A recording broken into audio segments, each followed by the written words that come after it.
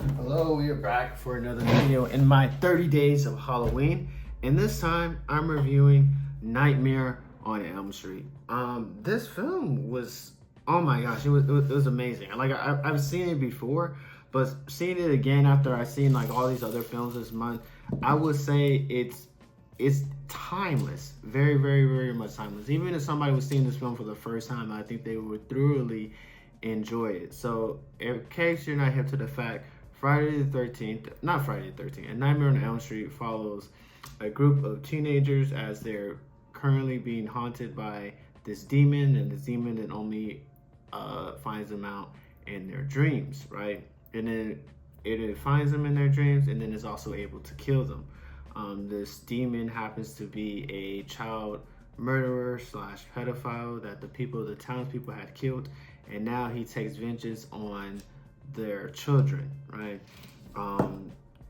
This film only has, I want to say 4 kills by Freddy Krueger, and it's still amazing as far as like the pacing, as far as the dreaminess of it.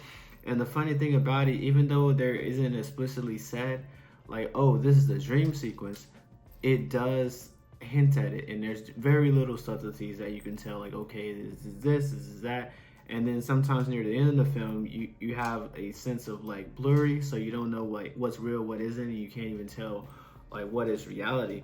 And yeah, I thoroughly enjoyed it. This film is very early on in the franchise, so you don't really get a real good look at Freddy Krueger, because when you do get a glimpse of him, he's always doing something weird where he's mutilating himself, mutilating others, but you don't get like a full panel from head to toe of what Freddy Krueger looks like. So it makes me look forward to the sequels, and as we get more of who he is, as we get more of that camp and more of that humor that he's very much known for.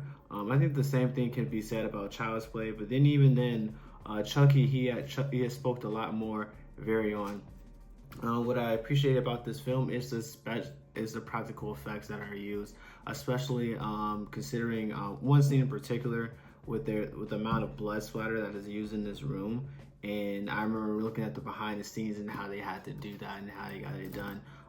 Truly a pleasure. And I will say, if you're considering like the horror icons where you're talking about Michael Myers, you're talking about Jason Voorhees, you're talking about Ghostface, you're talking about even Chucky, this is one of the better for as far as like the first entry into like the new series.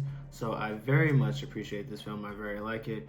It's very haunting, but I like that it has tension and it has action throughout, so you're not waiting for the climax of the film for it to have like this big payoff. Like, no, there's teases and there's stuff throughout to keep you going.